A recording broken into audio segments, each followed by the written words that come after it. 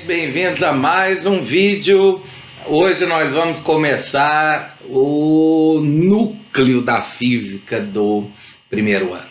As leis de Newton. São as 3 leis de Newton do movimento.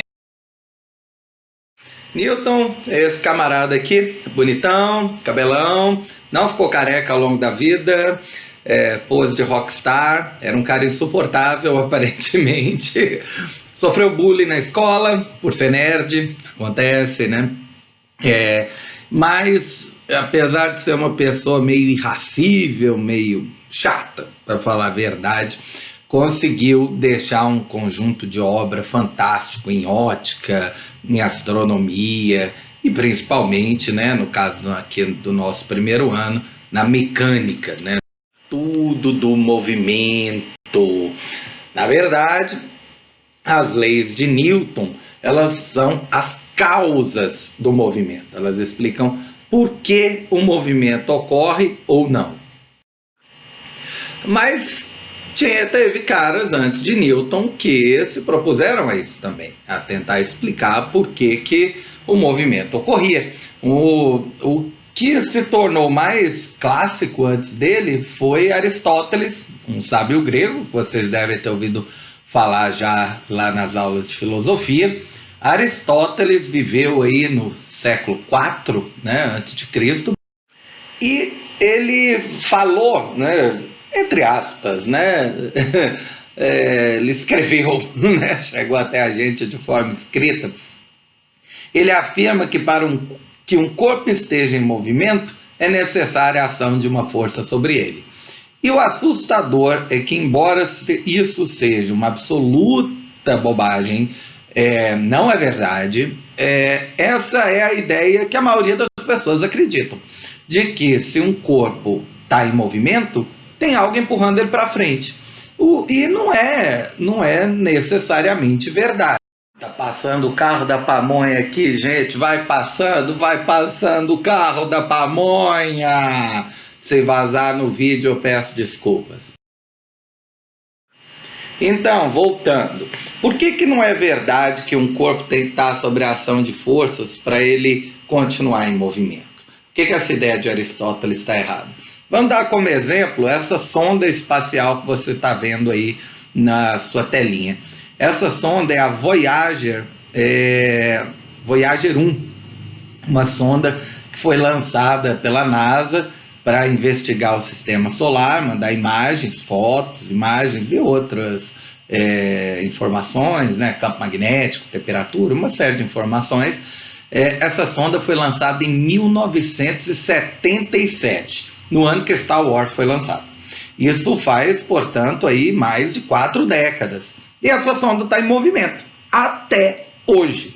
É claro que houve uma queima de combustível inicial para colocar a sonda em movimento, um foguete teve que colocá-la em movimento, óbvio, mas uma vez que ela iniciou seu movimento, esse movimento simplesmente se manteve, sem a presença necessariamente de uma força empurrando esse objeto. Seria impossível estar queimando combustível desde 1977, né?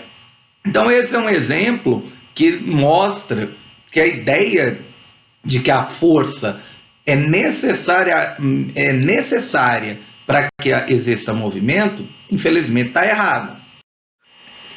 E muito antes da gente ser capaz de lançar sondas no espaço, um outro indivíduo muito importante para a história da humanidade, Galileu, você já deve ter ouvido falar um pouco sobre ele, já tinha revisado essa ideia de Aristóteles. Ele percebeu, fazendo experimentos, deixando bolinhas correrem em planos inclinados, de que havia uma tendência natural dos corpos a manterem seu movimento. Contanto que não haja resistências ao movimento, a tendência é o corpo continuar no movimento que ele está descrevendo. Na verdade, continuar em linha reta e com velocidade constante. Esse fenômeno Galileu chamou de inércia. Então, qual que é o papel de Newton nessa história? Newton foi além de Galileu. Ele definiu melhor o conceito do que é uma força, pegou a ideia de inércia de Galileu e colocou dentro de um pacote maior de leis. Na verdade, ele não chamou de leis, ele chamou de princípios matemáticos da filosofia natural, que está em latim aí, né, a capa do livro dele, publicado lá em 1686, há mais de, portanto, 3 séculos atrás.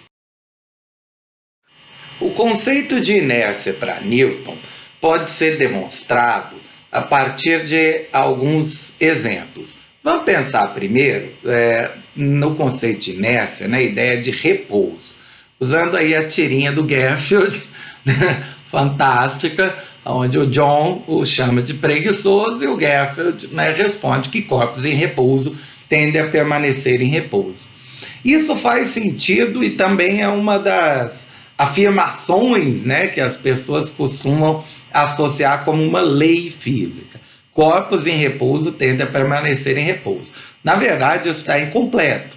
Os corpos em repouso, eles, ou seja, com velocidade nula, eles tendem a permanecer em repouso se não houver força sobre eles, ou se as forças sobre eles se anularem, que é o caso, por exemplo, do Garfield. Tem força sobre ele. Ele é puxado para baixo pela terra, empurrado para cima pela mesa, mas essas forças provavelmente se anulam, resultando no repouso do gatinho.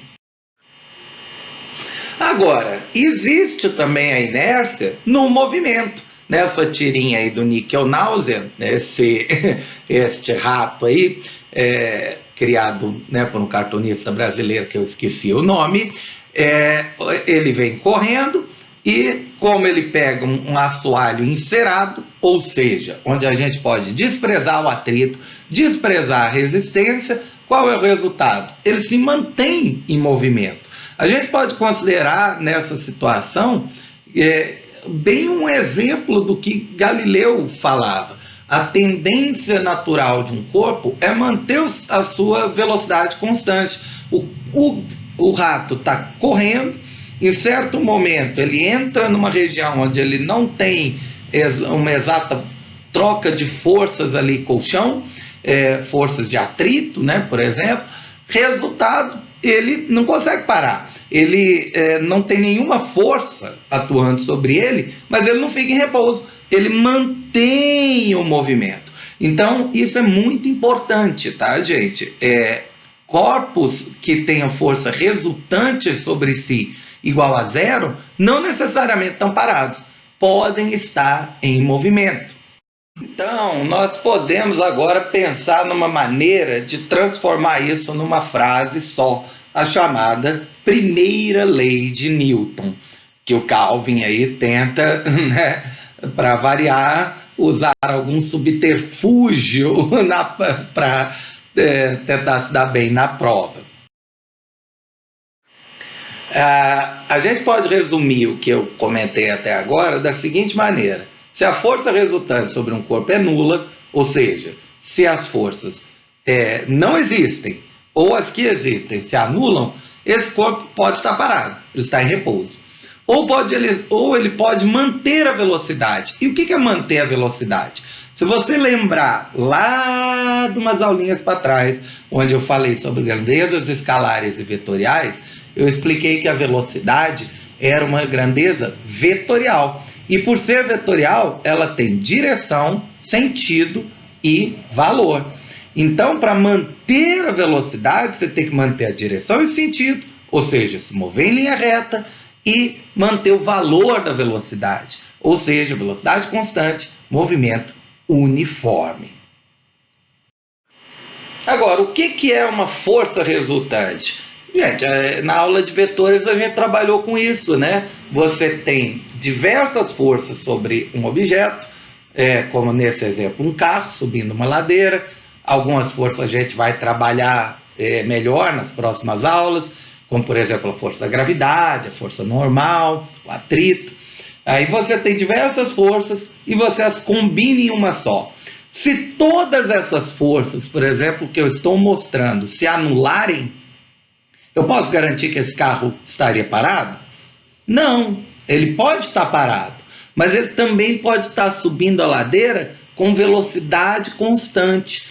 Eu sei que parece muito esquisito. Por quê? Porque as pessoas gostam da ideia de Aristóteles, de que, não, se ele está subindo uma ladeira, tem que ter uma força para cima que vence as para baixo. Não, para iniciar o movimento, sim, é necessário uma força maior na direção do movimento, mas para manter, não. Para manter, basta que as forças todas se anulem.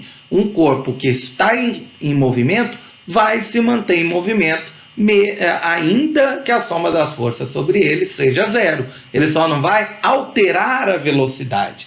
Então, essa é uma ideia muito importante da primeira lei de Newton. Acho que o exemplo mais tradicional que existe dessa ideia de inércia é um ônibus. Essa foto aí é bem interessante, né? Eu fico pensando em qual dessas duas meninas aí tirou a selfie. A pessoa está lá no ônibus e o motorista pisa no acelerador, a pessoa se sente jogada para trás. E aí qual a sensação? Teve uma força empurrando a pessoa para trás. Nada a ver. A pessoa, na verdade, está em repouso. Quando o ônibus acelera para frente, qual que é a tendência da pessoa? Continuar em repouso, na mesma posição. Por isso, inclusive, que ela tem que se segurar, porque o ônibus está indo para frente, enquanto ela está, teoricamente, parada. Então, dá a sensação de que ela está sendo jogada para trás. Aí ela se segura para que uma força haja sobre ela e a arraste para frente, junto com o ônibus. Outro exemplo é um carro fazendo uma curva. Todo mundo, né, já deve ter passado por essa situação. O carro faz uma curva aí para a direita, né, todo mundo se sente jogado para o lado oposto. É uma clássica sensação da inércia. Por que isso acontece? Aqui nós temos uma foto de satélite do Autódromo de Brasília. Dá até para ver, né, as marcas de pneu aí no chão, né, certinhas, né, os pilotos freiam direitinho, né, durante a curva, né, então dá para ver certinho as marcas. Então a gente pode pensar num piloto, por exemplo, fazendo essa trajetória laranja que está sendo mostrada aí. Se de alguma maneira não houver contato com a pista, vamos dizer, a pista está molhada, ou a pista está com óleo espalhado, ou, né, o motorista simplesmente perdeu o controle do carro, o carro não vai fazer a curva. O carro vai escapar pela tangente, ou seja, ele vai continuar em linha reta. Então repare, a tendência de quem está dentro do carro, quando ele está fazendo uma curva, é continuar em linha reta, sair, vamos usar um pleonasmo aqui, sair para fora da curva. É um efeito da inércia. Resultado, a pessoa se sente jogada para o lado de fora da curva, bate em algum ponto do carro, e aí o carro a empurra para dentro, né, para dentro da curva, para que ela consiga acompanhar a trajetória. Esses carros, né, veículos em geral, são cheios de exemplos das leis de Newton. Um outro exemplo é a necessidade de itens de segurança, como por exemplo o cinto de segurança e o airbag. A ideia dos dois é a mesma. Numa freada brusca, a pessoa parece ser jogada para frente. Novamente, é um efeito da inércia. A pessoa não está parada dentro do carro, ela está em movimento junto com o carro. Na hora que o carro dá uma freada, a pessoa é jogada para frente, parece, né, ser jogada para frente, porque o carro diminuiu a velocidade, mas a pessoa está com a mesma velocidade que ela tinha antes. Então, se ela não tiver, de alguma maneira, alguma estrutura para prender lá o carro, para impedir, ela vai atravessar o para-brisas. O cinto de segurança, né, tem esse papel. E hoje em dia, né, a gente tem o airbag, que infla no caso de uma batida mais dramática, para proteger ainda mais o motorista, né? Porque partes do corpo do motorista, principalmente o rosto, o peito, podem continuar sendo jogados para frente durante a colisão. Gente, então, para essa primeira lei, acho que tá bom, tá? Já, se você entendeu, compreendeu direitinho, já vai aí e assista o vídeo da segunda lei de Newton. Grande abraço. Tchau, tchau.